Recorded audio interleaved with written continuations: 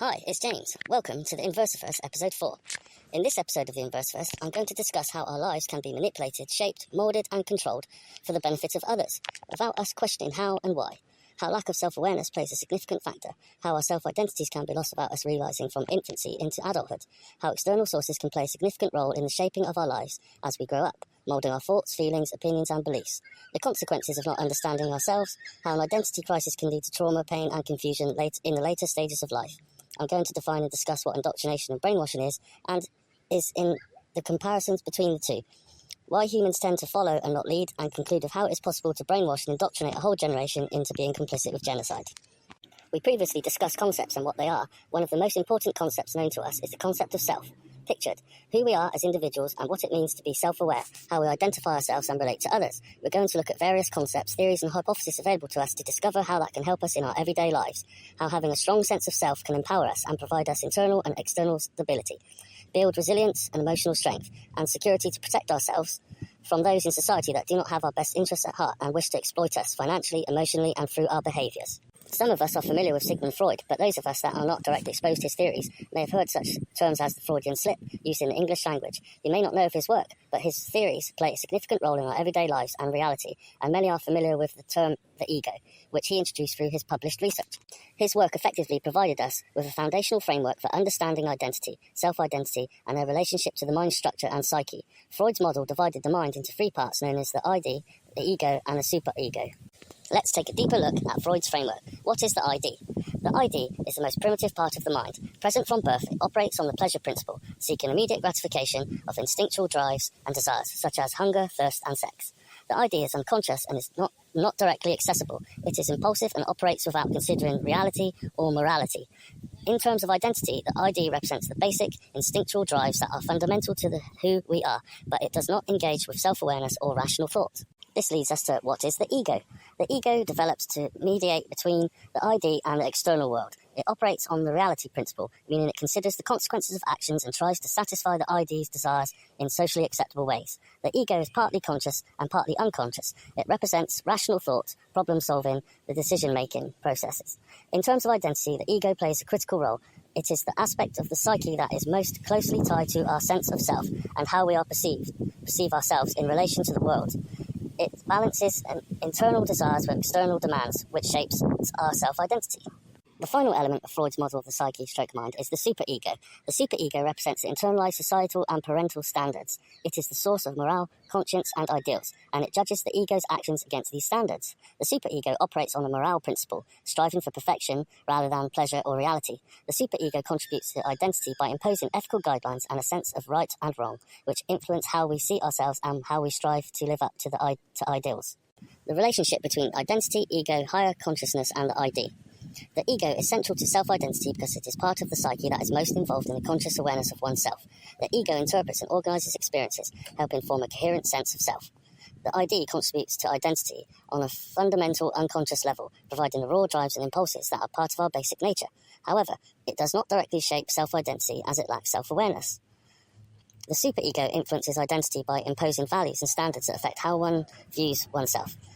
It can create conflict within the ego when personal desires from the ID clash with moral expectations, shaping self-identity through guilt or pride.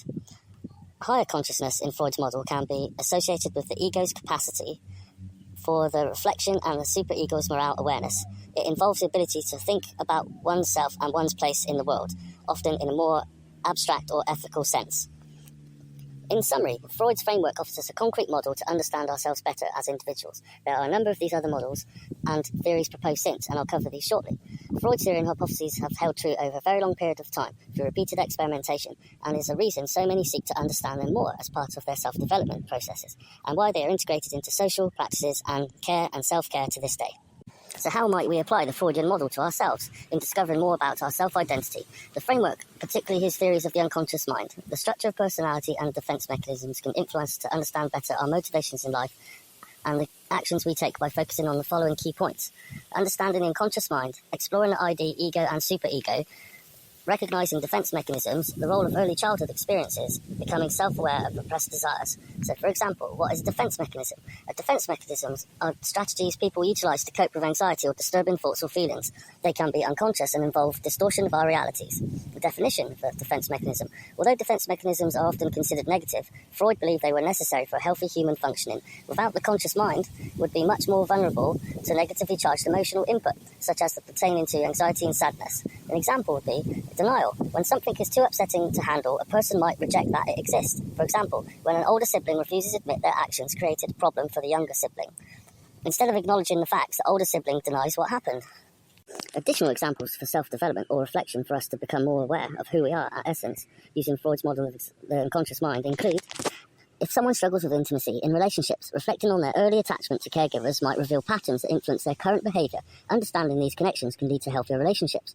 Or if someone consistently feels anxious in social situations, exploring their unconscious mind might reveal a fear of rejection, rooted in the past experiences. Recognising this can help the person address the underlying issue rather than just managing the symptoms of anxiety. Or a person might have recurring dreams of failure. Exploring these dreams might reveal repressed fears of inadequacy or unmet desires for approval. By bringing these issues to consciousness, they can work on self-acceptance and confidence. And lastly, a person might feel a constant internal conflict between their desires for success through the ego and guilt for neglecting family responsibilities, the superego. Understanding this internal struggle can lead to a more balanced and self-aware approach to life decisions. Freud's framework encourages deep introspection and exploration of the unconscious mind. By understanding the underlying forces that drive behaviour, individuals can make more conscious choices, leading to greater self-awareness and a more cohesive sense of identity. This process involves examining one's desires, fears, and internal conflicts, and understanding how these elements interact to shape who they are.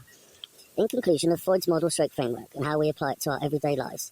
Furthermore, Freud's framework is one of many that can be used to help us become more self-aware, conscious of our lives and everyday reality when we're alone and or with others, to improve our interpersonal relationships and intrapersonal relationships. Understanding ourselves and others' influence on us can form and establish our identities and characters as we mature in age through imprintation and bonding, previously discussed in episode 2. In a positive way, but also in a negative way. So we shall explore this and other well-known frameworks in the coming sections. Carl Jung introduced theories of self and also Abraham Maslow's hierarchy of needs, pictured. Carl Jung's analytical psychology introduced the structure of the psyche, which expanded on Freud's model by introducing concepts like the personal unconscious and the collective unconscious. The personal unconscious is similar to Freud's unconscious, while the collective unconsciousness contains archetypes, universal symbolic patterns shared by all humans. Ego. In Jung's theory, the ego is the centre of consciousness and self-identity, responsible for feelings of individuality and self-awareness. The self. Jung introduced the concept of self while representing the totality of the psyche, including both conscious and unconscious elements. The self is an archetype of wholeness and the goal of individualization, where one integrates all aspects of the personality.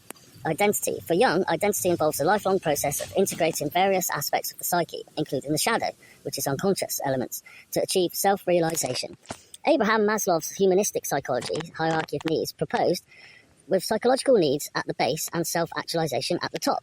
Self-actualization is the realization of one's full potential, involving the development of the self in an authentic, meaningful way.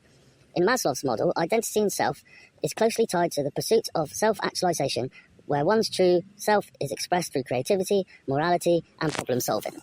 Behaviourist and cognitive models, such as Pavlov and Skinner, previously discussed.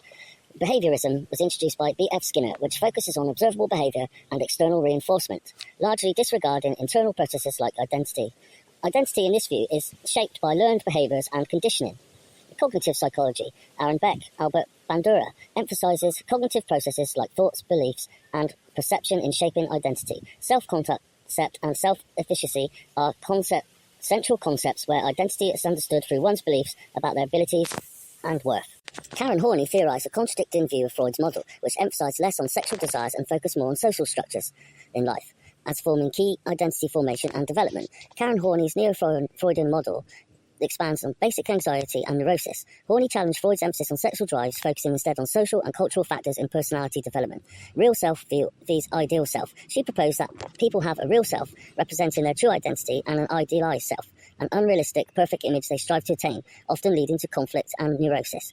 Identity formation. For Horney, healthy identity formation involves moving towards the real self rather than being driven by unrealistic ideals imposed by societal expectations. Additional theories also include existential theories of self, which express deeper meanings of life and self-identity and self-awareness. Furthermore, narrative identity theory.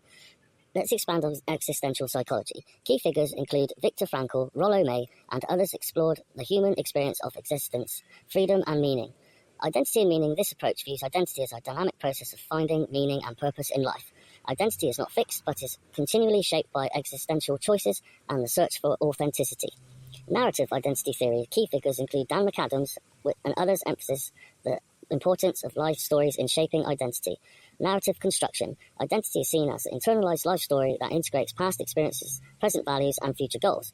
These narratives help individuals make sense of their lives and provide continuity.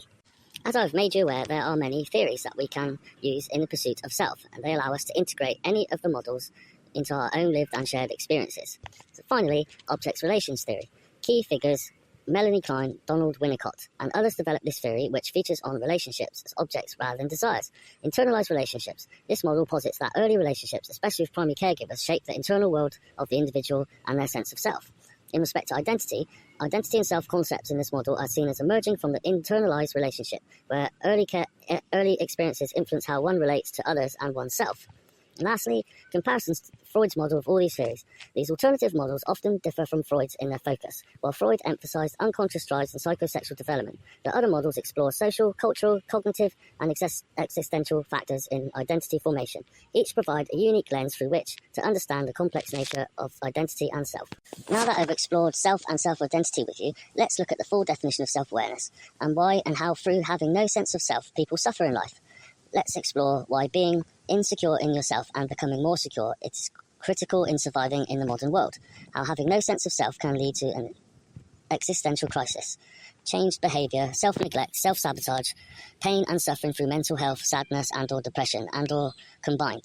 How this may lead you to be targeted or a target of liars, manipulators, sociopaths, narcissistic and psychopathic individuals in society, or even be trapped by a cult through the exploitation of the highlighted vulnerabilities in life. How this may lead you to being brainwashed or indoctrinated without you ever realising. We shall expand on this in the Inversiverse episode 4.2. I wanted to keep the Inversiverse to a shorter format, however this is proving difficult to achieve, so please join me on the next sub-episode of the Inversiverse coming very soon. To find all my published work, which includes podcasts for This Place Called Earth, please search on YouTube for my channel titled This Place Called Earth. Playlists for both can be found there. And if you like my work, please like, share and subscribe. Thank you, James.